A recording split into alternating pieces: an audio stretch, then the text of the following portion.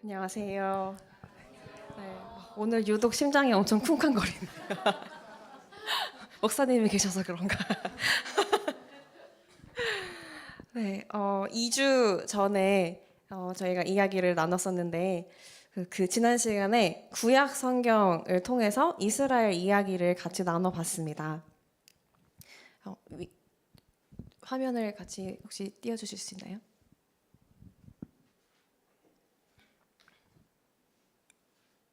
네.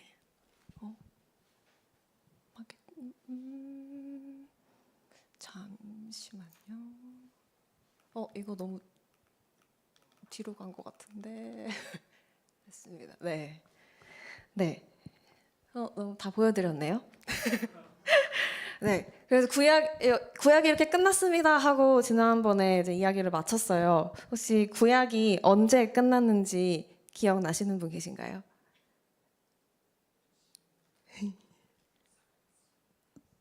아직 여기 안 보이는데 기원전 425년에 구약이 끝났다고 얘기 드렸어요. 근데 사실 이 시기는 역사다 보니까 조금 다른 관점들이 있는데 제가 공부한 숫자가 이 숫자들이어서 이 숫자들로 준비를 했습니다. 그래서 구약의 끝이라고 했던 이 끝부터 신약이 시작되기까지 한 400년간의 시간은 성경에 기록되지 않았어요. 그래서 이 시간을 침묵기 또는 암흑기라고도 합니다. 그래서 이 시기에 일어난 변화들이 있는데, 근데 이 변화들은 신약 시대를 이해하는데 좀 많이 중요해요. 더 이해를 도와줄 수 있어요. 그래서 이때 있었던 변화들을 먼저 이야기를 해보도록 하겠습니다. 먼저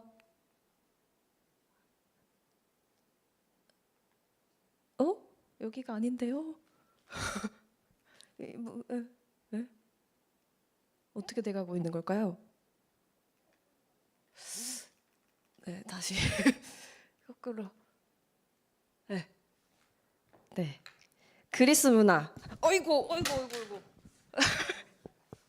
그리스 제국이 시작되기 전 약 100년간은 유대인에게 영향을 줄 만한 큰 전쟁이나 일들이 별로 없었다고 해요.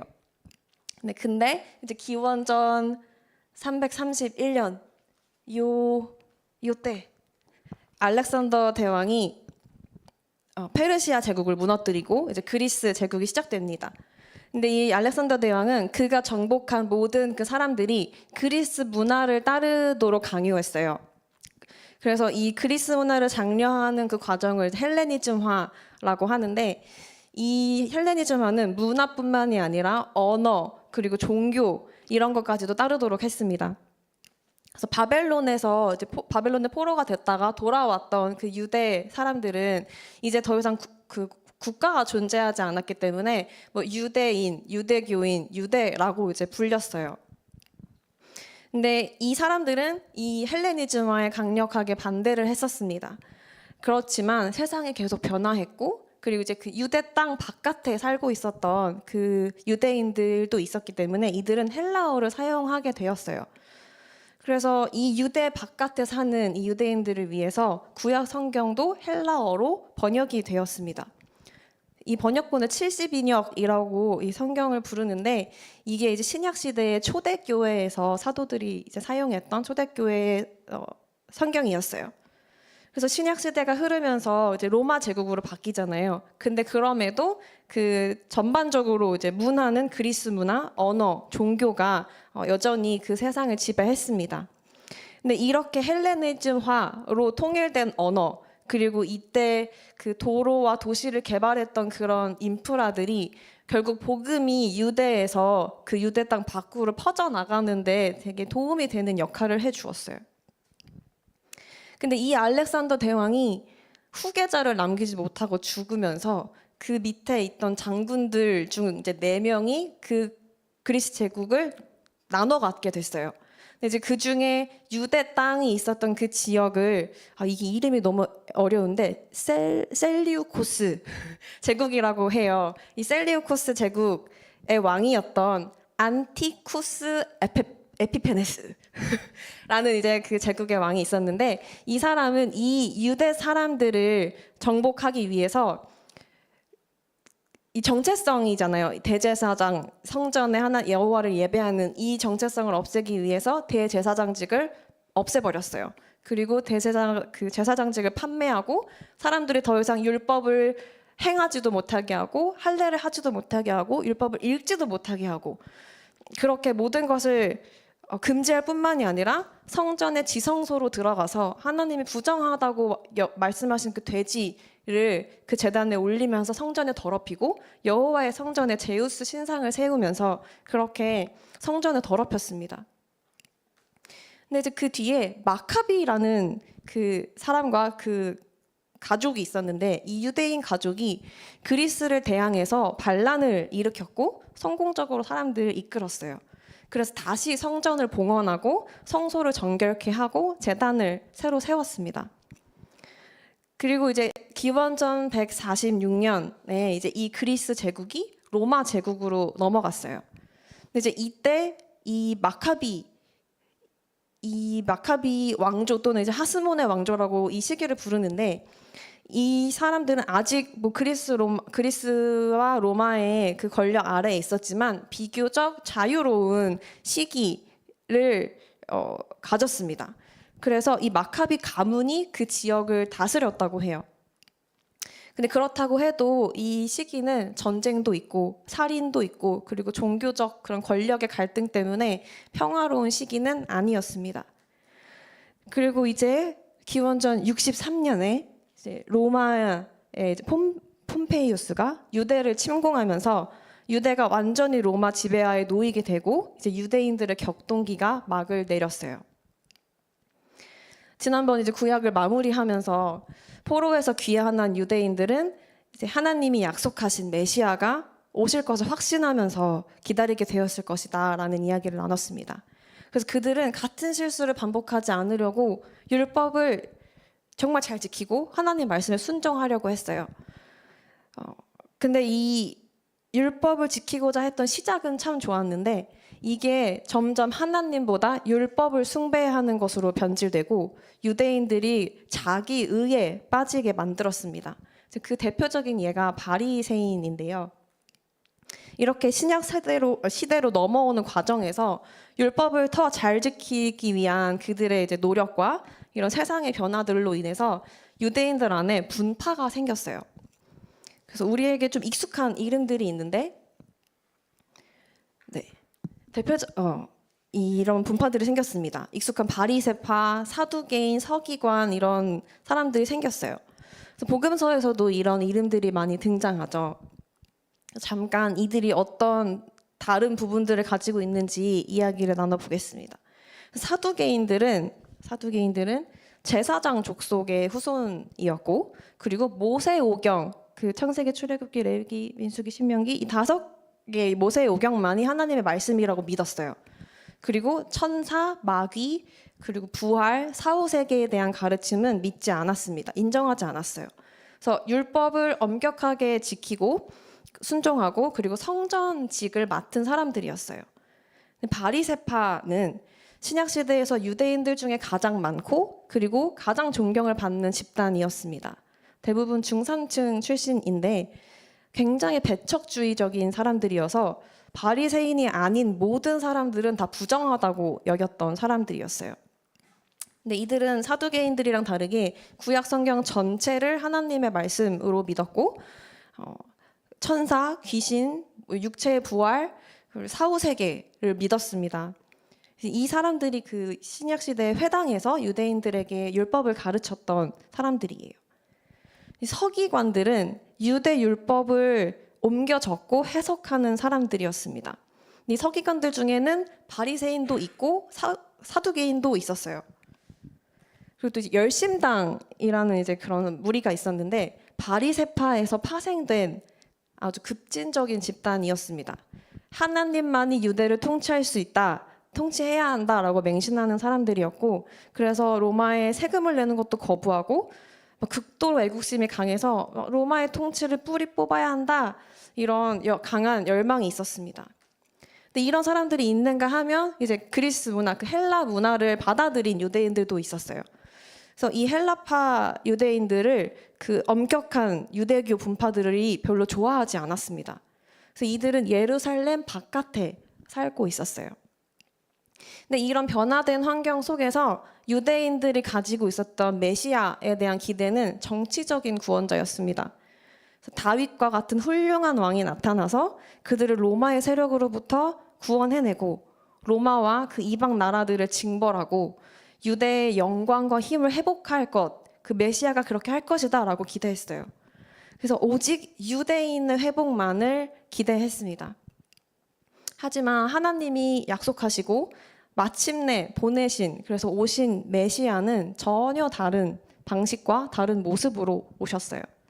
그렇게 우리가 기다리고 기다리던 그 메시아가 오셨습니다. 사실 제가 지도랑 이런 걸 더 넣을 생각이었는데 어제 준비하다가 갑자기 이게 사이트가 안 돼가지고 정신이 잠깐 이렇게 나가서 못 넣었다는 거를 시작 직전에 알았어요. 그래서 조금 헷갈리실 수도 있는데 이해해 주시기 바랍니다. 네. 복음서는 이제 그 예수님이 누구시고 또 예수님이 어떤 것을 가르치시고 그분의 삶이 어땠고 그리고 그것이 사람들에게 어떤 의미인지를 보여주는 그런 책들인데요. 예수님은 먼저 겸손한 왕으로 오셨습니다. 하나님이 예수님을 보내실 때 하나님이 예수님을 보낸 방식은 당신의 길과 그 당신의 생각이 우리와는 전혀 다르다는 것을 아주 잘 나타내 주셨어요. 그리고 예수님은 완전한 복종으로 그분이 이 땅에 오신 임무를 완수하셨습니다. 예수님의 가르침은 율법이나 어떤 규례가 아니라 마음과 생각이 중심이었어요. 겉으로 드러나는 행동이 아니라 내면의 동기가 중요하다고 강조하셨습니다. 그래서 예수님께 어떤 사람이 묻잖아요.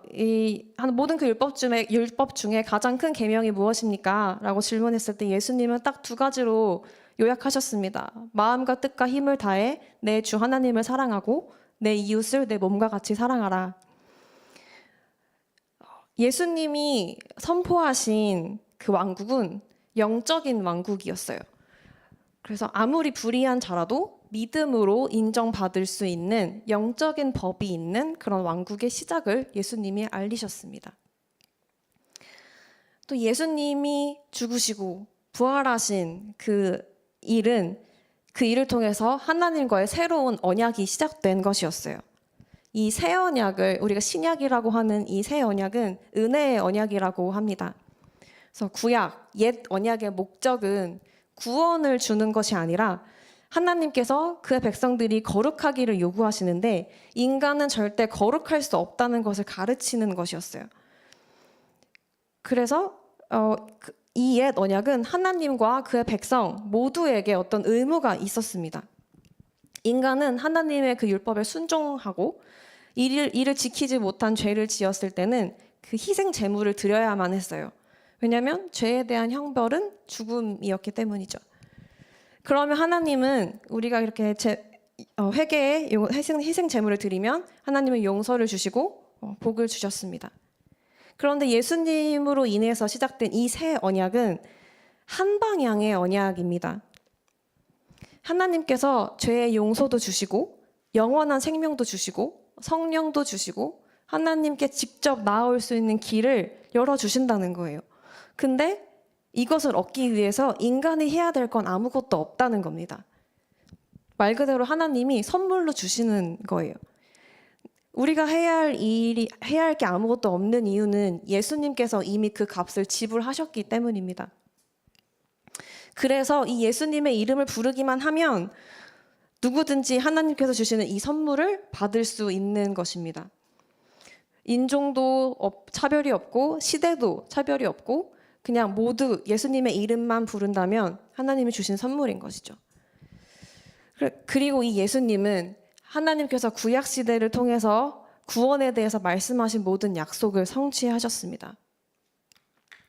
크게 세 가지를 먼저 볼 건데요. 세 가지만 볼 건데요. 창세기 3장 15절에 마귀의 권세, 사단의 권세를 멸망할 거라고 하셨죠.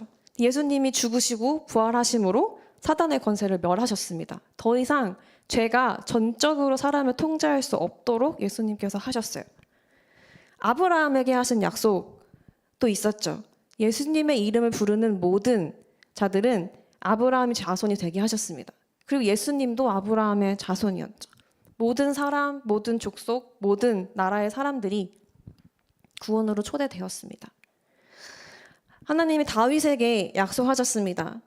너의 후손이 영원한 나라를 세울 것이다. 예수님의 피는 영원한 죄씻음과 용서를 가져오셨습니다. 다윗의 자손으로 오신 예수님께서 영원한 나라를 세운 것이죠. 그래서 이 새 언약은 영원한 언약이 되었습니다. 끝나지도 않고 멸망하지도 않는 그 나라에서 왕이신 예수님이 영원히 통치하시는 것이죠. 그런데 이 새 언약의 시대에 또 하나의 중요한 변화가 있습니다. 바로 성령님이시죠. 예수님께서 부활하시고 하늘로 승천하신 후에 하나님의 영이신 성령님을 우리에게 보내셨습니다. 세상에 보내셨어요. 성령님이 오신 것은 정말로 언약의 새 시대가 시작된 것이었습니다. 왜냐하면 구약에서는 하나님이 사람들에게 말씀하실 때 꼭 예언자들을 통해서 말씀하셨어요. 주님에게 묻고자 할 때도 예언자를 통해서 물을 수 있었어요. 하지만 예수님의 피로 정결케 된 지금 사람들, 우리는 성령님을 통해서 하나님께 직접 접근할 수 있게 되었습니다. 이 성령님의 오심은 복음이 퍼져나가게 했습니다. 예수님이 승천하시기 전에 그를 따르는 제자들과 사람들에게 예수님이 다시 오실 때까지 무엇을 해야 하는지 알려주셨어요. 보이시나요? 글씨가 생각보다 작네요. 지상 대명령이라고 불리는 이 마태복음 말씀은 모든 믿는 사람이 모든 민족을 예수님의 제자로 만들라라고 이제 명령을 하십니다. 그리고 이 명령이 다 완수될 때까지 내가 너희와 함께하리라. 내가 너희와 함께할 것이다라고 약속하셨어요. 바로 성령님이시죠. 또 사도행전 1장 8절 말씀을 통해서 믿는 자들이 온 땅에 하나님을 증언하라라고 명시하십니다. 제자들이 이 명령에 순종할 때 하나님께서는 성령으로 그들에게 권능을 주시고 가는 곳마다 제자들과 사도들과 함께 하셨어요. 그래서 예수님의 이 명령대로 성령님이 오신 후에 제자들은 예루살렘에서 먼저 복음을 전하기 시작했습니다. 예수님을 믿게 된 사람들은 사도들의 가르침을 따르는데 자신의 삶을 헌신했어요. 그리고 함께 모여서 교제하고 떡을 떼고 함께 기도했습니다. 사도들은 성전에서 가르치고 성령의 능력으로 기적과 이적들이 막 행해졌어요. 그리고 교회가 날로 성장했습니다. 근데 유대인 사회는 그것을 보고 굉장히 격분했어요. 그들은 복음을 받아들인 유대인들을 유대교의 믿음을 배신한 배신자로 여겼습니다. 그래서 많은 사도들을 사로잡고 감옥에 가두었습니다. 사도행전에서 그 돌로 쳐 죽임을 당한 첫 번째 순교자였던 스데반의 이야기를 보여주죠. 이렇게 스데반의 순교로 예루살렘 안에 있던 신자들에게 박해가 시작되면서 사람들이 유대 밖으로 흩어지기 시작했어요. 그리고 유대와 사마리아로 흩어져서 그곳에서 복음을 전하기 시작했습니다. 그 북이스라엘이 멸망했을 때 그 아수르의 포로 정책은 그들을 다 옮기고 막 서로 섞여서 결혼을 시키고 이런 정책이었다고 말씀드렸는데, 그 뒤에 이제 사마리아 지역에 살던 사람들은 유대인들만 있었던 게 아니라 그 이스라엘 혈통만 있었던 게 아니라 이방인들과 같이 섞여 살고 그들은 이제 더 이상 그 순수 혈통이 아닌 사람들이 되었어요. 그래서 이들은 그곳에서 하나님을 예배하기는 했지만 유대법을 온전히 다 따르는 사람들은 아니었습니다. 그래서 그 남유다, 그 유대 사람들은 더 이상 사마리아인들을 유대인으로 보지 않았어요. 그리고 혐오했습니다. 근데 이들이 그 유대와 사마리아로 나가서 복음을 전했을 때 이들이 복음을 받아들이고 구원을 얻고 하나님께서 성령을 그들에게도 보내는 것을 봤어요. 그리고 나아가 이방인에게까지 성령을 보내시는 것을 보게 되었습니다. 베드로가 예루살렘에서 이제 그 고넬료의 가정에 하나님이 구원을 주시고 그 성령을 보내시는 일들을 겪었죠. 그래서 이것을 통해서 이 구원이 유대인만을 위한 게 아니라 사마리아와 정말 이방인에게까지 다 포함되는 거구나라는 거 이들 보기 시작한 거예요. 근데 베드로가 그 이야기들을 처음 했을 때 처음부터 그렇구나 하고 수용은 하지 못했습니다. 처음에 되게 회의적이었어요. 하지만 하나님께서 이방인들에게 이미 구원의 문을 여셨는데 이들이 그 문을 닫을 수는 없다는 것을 깨달았어요. 이제 정말 새로운 시대가 열리고 유대인 율법이 아니라 정말 인종과 배경을 불문하고 모두에게 구원의 문이 열리게 되었음을 보게 된 것입니다. 근데 그리스도인들에게 박해가 계속되었어요.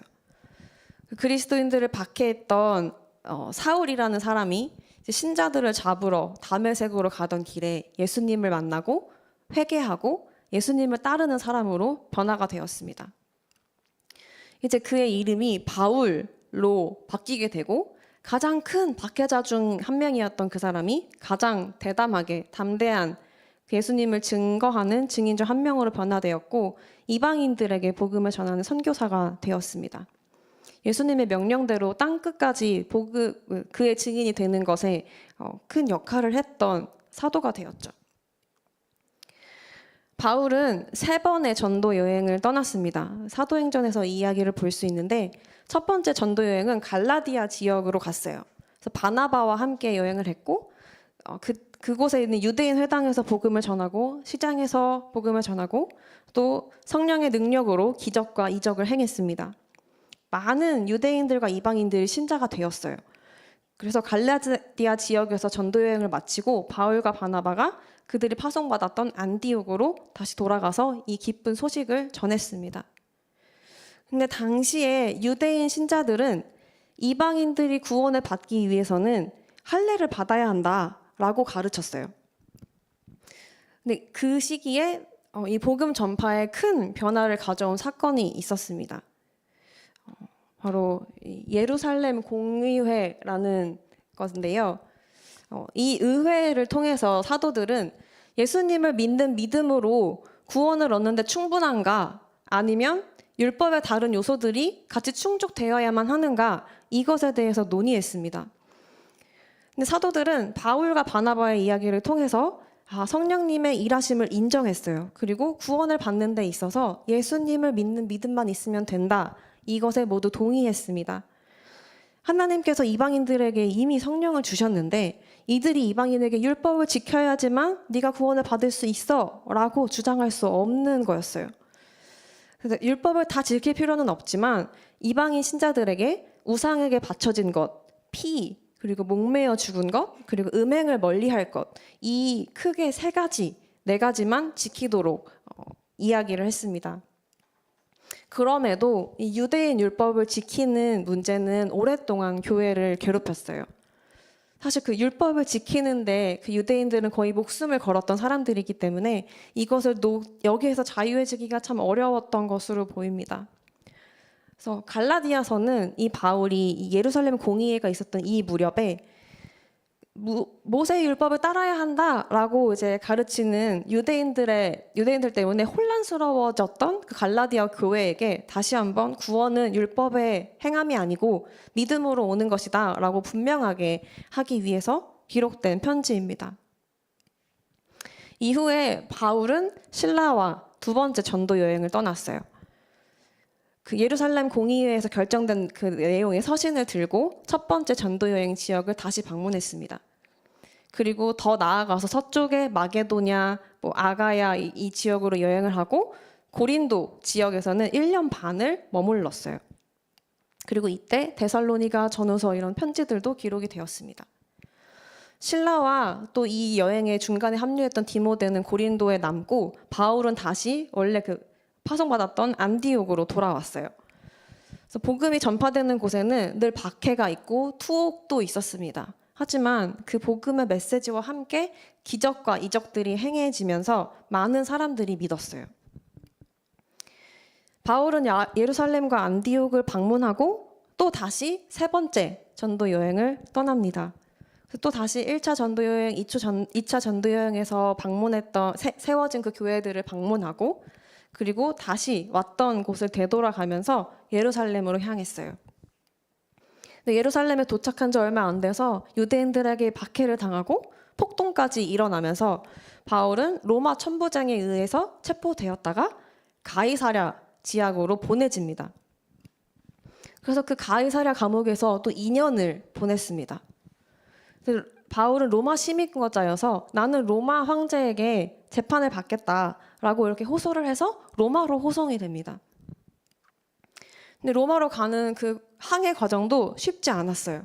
근데 그런 험한 항해를 거쳐서 로마에 도착하고 재판을 받기까지 2년 동안 또 가택연금을 당합니다. 그래서 2년 동안 감옥에서 갇혀 있었는데 사도행전에 보면 비교적 자유롭게 사람들을 가르치고 설교할 수 있었던 환경이었던 것 같아요. 그곳에 머물면서 바울을 찾아오는 사람들에게 가르치고 설교하고 양육했습니다. 그리고 이 시기에 에베소, 골로새, 빌레몬, 빌립보에 각각 편지를 적었어요. 이 위쪽에 있는 게 바울이 쓴 편지들인데요. 바울이 보낸 서신들은 주로 당시 교회에 발생한 문제들을 바탕으로 복음의 메시지를 다시 한번 분명하게 하고 그들의 믿음의 행실을 돌이키고 예수님이 다시 오실 때까지 믿음에 합당한 자로 살아가도록 격려하고 가르치는 그런 내용들이었습니다. 그 로마 황제 중에 이제 네로라는 황제가 있었는데 이 네로 황제는 교회 그리스도인들을 심하게 박해했어요. 그래서 이 서기 64년에 로마에 큰 화재가 발생합니다. 근데 사실 이 화재는 이 네로 황제가 낸 거라고 해요. 근데 이것을 그리스도인 탓을 한 거죠. 이들이 로마를 불질렀다, 불태웠다, 덮어씌웠습니다. 그래서 그리스도인들은 이 네로 황제에 그치할 때 너무 끔찍하고 잔인하게 죽임을 당했어요.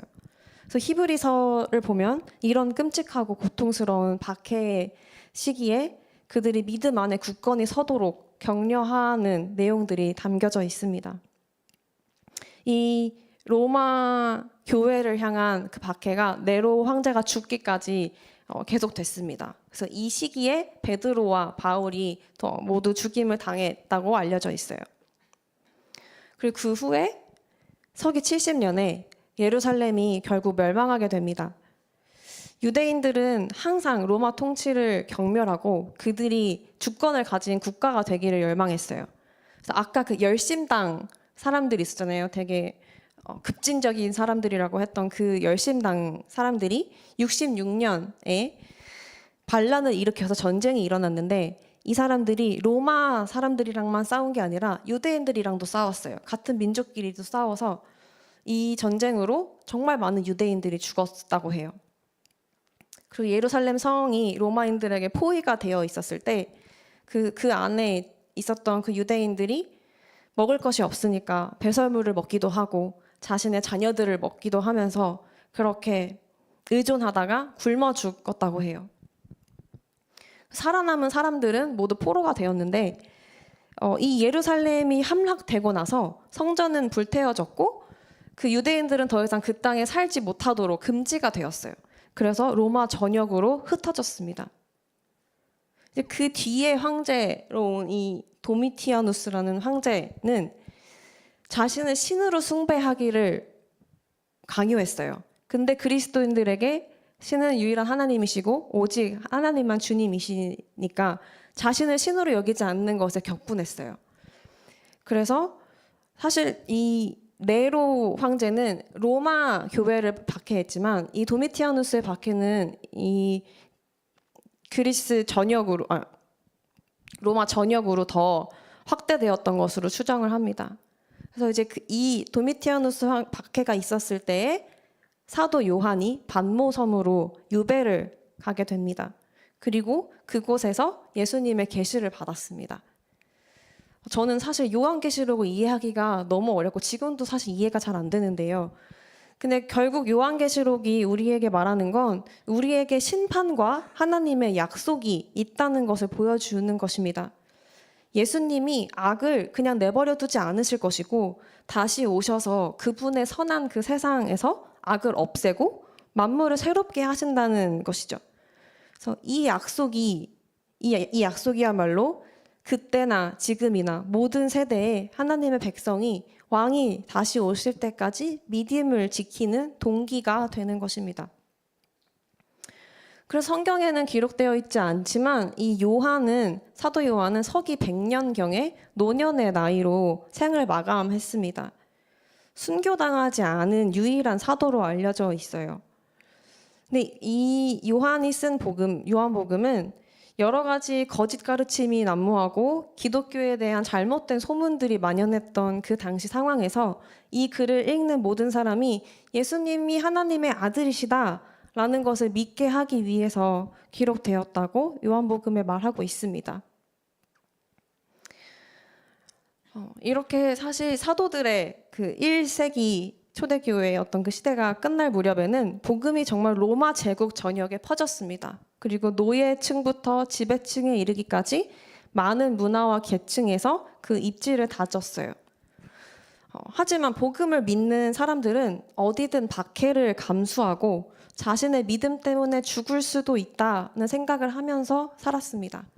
그래서 그들은 구세주의 이름을 부인하기보다 야생동물의 먹이가 되고 고문을 당하고 그 외에 수없이 잔인한 상황들을 직면했어요. 이런 초대교회 사람들, 믿음을 지켜갔던 그 사람들을 보면서 저는 마음이 되게 무거웠어요. 어떻게 저럴 수 있지? 나는 저 시대에 태어나지 않은 게 참 감사하다. 나는 저 시대에 태어났으면 믿음을 지키지 못했을 것 같다라는 생각을 많이 했습니다. 저번에 신념나무 보여드렸던 거 혹시 기억나시죠? 저는 제가 지금 있는 이 YM 안에서 3개월 동안 진행되는 성경 학교를 통해서 성경 공부를 시작했고 계속 해오고 있습니다. 그래서 2019년부터 이제 매년 3개월씩 성경을 공부하게 됐는데요. 처음 신약을 공부했을 때는 행위가 아닌 믿음이 강조된 하나님의 은혜가 이해가 안 됐어요. 도대체 그 은혜가 뭘까? 이게 이해가 안 돼서 막 너무 짜증이 나서 막 울었거든요. 난 이게 너무 이해가 안 돼. 그리고 나서 그 뒤에 성경 전체를 구속사적 관점에서 공부를 하게 되면서는 영혼의 관점을 가지고 살아가는 게 뭘까? 성령의 능력으로 산다는 게 뭘까? 예수님이 다시 오신다는데 그 예수님의 오시는 것의 그 소망을 가지고 살아간다는 건 뭐지? 어떻게 그 소망이 지금 내 눈앞에 펼쳐진 이 어려움보다 클 수 있지? 이런 질문들이 너무 많았어요. 고민이 정말 많았는데 그렇게 4번의 학교를 지나고 5번째 학교를 하면서 깨달은 게 있었는데 지금까지 내가 집중했던 것은 열매, 그 행동, 내가 무엇을 해야 하는가에 되게 집중이 되어 있었구나라는 것을 알게 됐습니다. 제가 알고 싶었던 것은 결국 다른 열매, 내가 지금까지 맺어왔던 저 행동이라는 열매 말고 다른 열매를 맺는 방법을 알고 싶은데 저는 계속 열매만 뚫어져라 쳐다보고 있었던 거예요. 그리고 그 열매를 바꿀 수 있는 이 뿌리와 토양은 생각하지 못했던 것을 알게 되었습니다. 그래서 저라는 나무는 하나님이 어떤 분이시고 그분의 성품이 어떤지 이해하는 것이 깊어질수록 예수님을 통한 구원이 그 구원의 역사가 어떤 의미인지 이해하게 되고 그것이 저의 토양이 되었어요. 저의 세계관이 되어 주었습니다. 그리고 하나님이 중요하게 여기시는 가치가 무엇인지 이해하고 나는 그럼 하나님한테 어떤 존재인가 이것을 수용하게 될수록 하나님의 가치를 따라서 사는 사람이 되고 싶어졌어요. 예수님의 이루신 그 구원이 죄와 거짓 가치가 만연한 이 세상 속에서 하나님의 가치를 선택할 수 있는 자유와 권위를 갖도록 했다는 것을 이해하게 되었습니다. 저희가 주일 예배 때 적용송으로 이 찬양을 불렀어요. 주님 다시 오실 때까지라는 찬양을 불렀는데 제가 그 찬양을 부르면서 정말 많은 생각을 했습니다. 우리가 걸어야 하고 걸으려고 하고 또 걷고 있는 이 길은 대체 어떤 길일까? 왜 이 길은 좁은 길이 되었을까? 이런 질문을 하게 됐어요.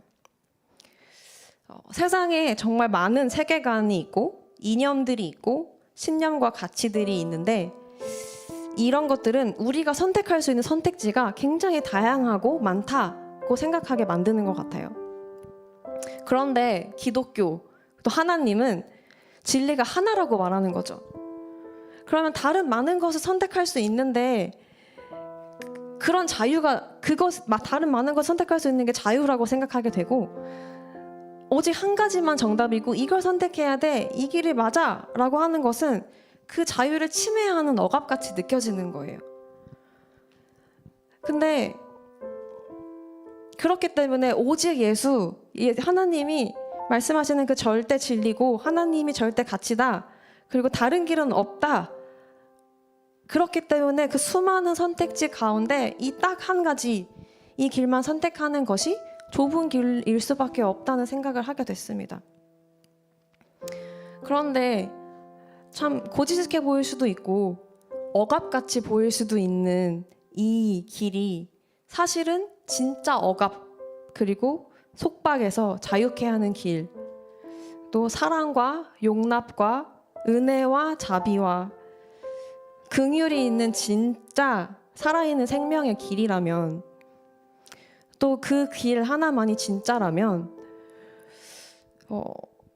다른 모든 것들은 다 거짓이고 다 죽음으로 가는 길인데 이 한 길, 이 길만이 진짜 생명을 향한 길이라면 그럼 우리는 어떤 선택을 하면서 살게 될까요?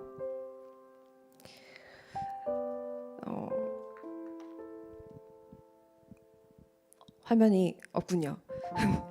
첫 시간에 그러나 아직 하나님의 나라가 이미 임했지만 아직 완성되지 않았다. 우리는 그 긴장의 시대에서 살아가고 있다라는 이야기를 나눴습니다.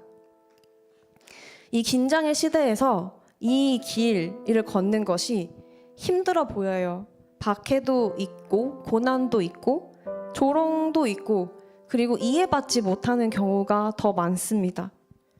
근데 이 길이 진리라면, 그리고 이 길이 진리라는 것을 우리가 믿는다면 우리는 왕이 다시 오실 때까지 이 길을 걸어갈 것이라고 믿습니다. 그리고 이것이 정말 진리라면 진리가 없이 그냥 죽음을 향해서 걸어가고 있는 내 주변에 있는 소중한 사람들을 그냥 보고만 있을 수 없을 것 같아요. 그게 요즘 제가 가장 많이 생각하는 거예요. 너무 소중한 친구가 있는데 그냥 겉으로 보기에는 더 잘 살아요. 뭐 풍족하고 아쉬울 것이 없고 성품도 모나지 않았어요. 다 너무 괜찮은 사람이에요. 제가 고등학교 때부터 정말 배울 게 많은 친구였어요. 그런데 이 친구가 다른 거 다 가졌는데 하나님을 몰라서, 진리를 몰라서, 그래서 그 생명의 길을 걷지 못한다면 나는 괜찮은가? 이 친구를 바라보는 나는 괜찮은가? 그게 요즘 제가 가장 많이 생각하는 거예요. 그래서 같이 한번 기도했으면 좋겠어요. 먼저는 우리에게 이 구원을 주신 하나님께 감사했으면 좋겠습니다.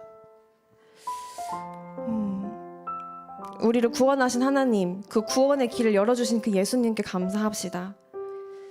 우리를 구원하시기 위해서 예수님을 보내주셔서 감사합니다. 예수님, 나의 죄를 위해서 기꺼이 그 피 흘려 죽으심에 감사합니다. 영원한 죽음에서 영원한 생명으로 옮겨주셔서 죄의 종에서 자유로운 자녀로 회복시켜 주셔서 감사합니다. 우리가 먼저 우리에게 주어주신 그 은혜에 감사하는 기도를 먼저 드렸으면 좋겠어요. 기도합시다.